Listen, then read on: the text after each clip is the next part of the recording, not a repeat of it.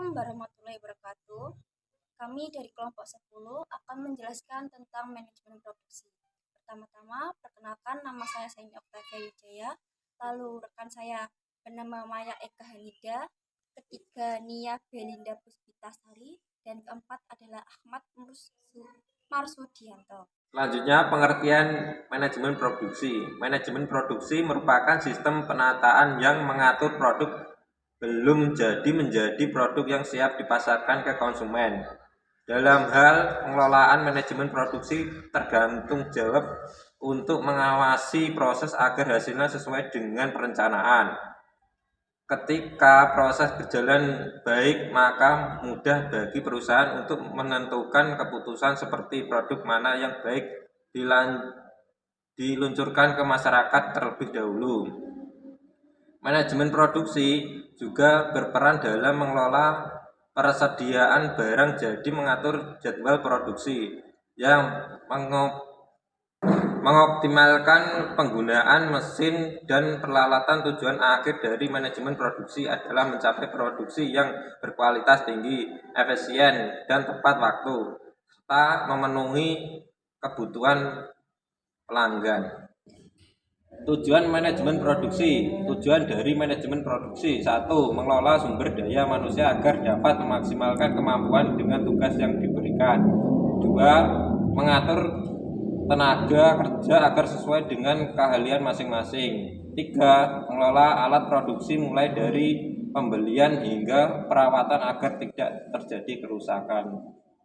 Ruang lingkup manajemen produksi. Ruang lingkup manajemen produksi melibatkan berbagai aspek yang terkait dengan pengelolaan dan pengaturan produksi barang atau jasa dalam suatu perusahaan.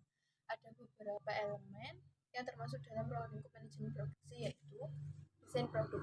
Desain produk adalah proses pembangunan dan perencanaan produk yang efisien, inovatif, dan sesuai dengan kebutuhan pasar. 2. Keputusan dan praktik seputar proses perubahan atau operasi. Keputusan operasional jangka pendek mengacu pada keputusan taktis dan operasional yang mencakup perubahan pada pergantian jadwal kerja atau shift.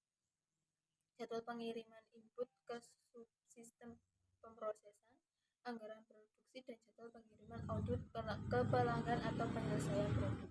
Ketiga, keputusan dan kebijakan untuk perbaikan berkelanjutan dari sistem operasi. Keputusan dan kebijakan untuk perbaikan berkelanjutan dari sistem operasi merupakan bagian penting dari manajemen produksi. Ini melibatkan upaya terus-menerus untuk meningkatkan efisiensi, kualitas, dan produktivitas dalam operasi produk perusahaan. Tujuannya adalah menciptakan sistem yang lebih baik melalui pengembangan proses penggunaan teknologi terbaru dan implementasi inovasi.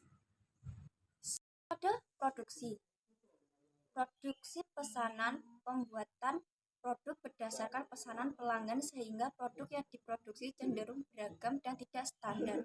Ciri metode produksi ini adalah adanya pasokan besar komponen ke pabrik.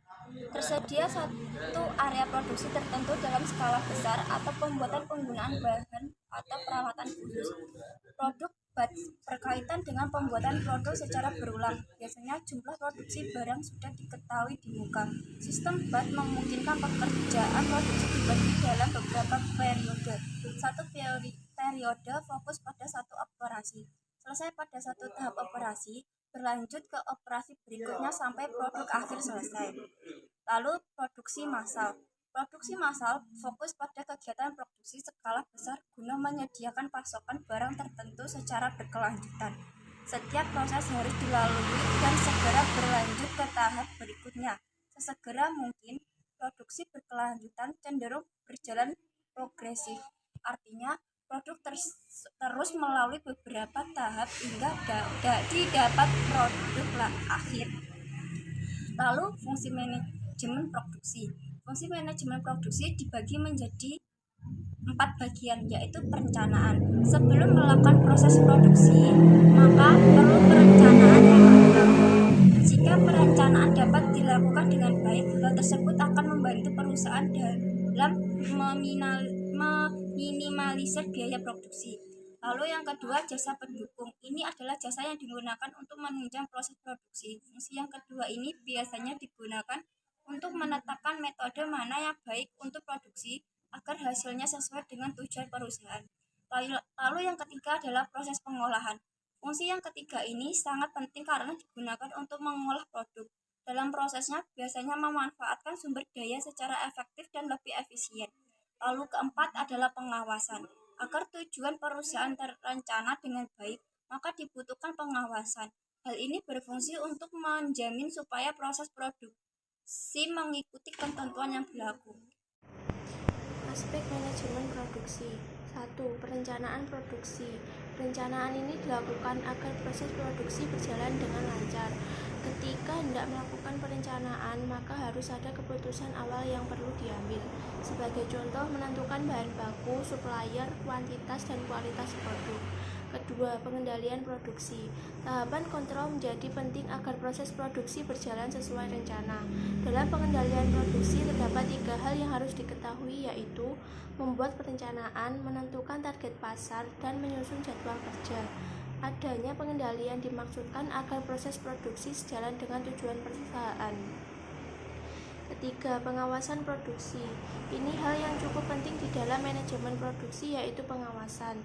Tanpa pengawasan yang rapi, maka tidak mungkin proses produksi akan berjalan sesuai rencana. Tujuan dari pengawasan ini adalah proses produksi berjalan sesuai dengan tujuan awal perusahaan, mulai dari segi alokasi waktu hingga anggaran yang telah dibuat perusahaan. Berikutnya jenis-jenis manajemen produksi. 1. Sistem produksi intermiten. Sistem produksi intermiten adalah sistem yang terputus-putus di mana kegiatan produksi dilakukan tidak berdasarkan standar, tetapi berdasarkan produk yang dikerjakan. Kedua, sistem produksi berkelanjutan. Sistem produksi berkelanjutan adalah sistem produksi yang memproduksi barang dalam skala besar secara terus-menerus. Sekian dari kelompok kami. Wassalamualaikum warahmatullahi wabarakatuh.